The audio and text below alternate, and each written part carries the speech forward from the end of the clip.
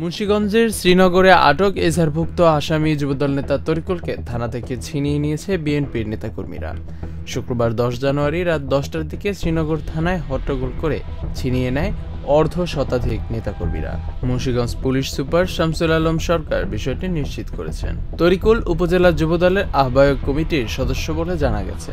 Police ও স্থানীয় সূত্রে জানা যায়, একটি মারামারির মামলায় শুক্রবার তরিকুলকে গ্রেফতার করে থানায় নিয়ে যান শ্রীনগর থানা police.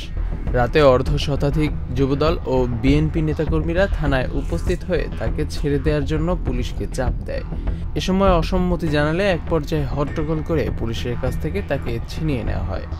Police super Shamsul Alam বলেন, ছিনিয়ে নেওয়া আসামিসহ যারা এই ঘটনায় জড়িত তাদের আইনের আওতায় আনার চেষ্টা চলছে।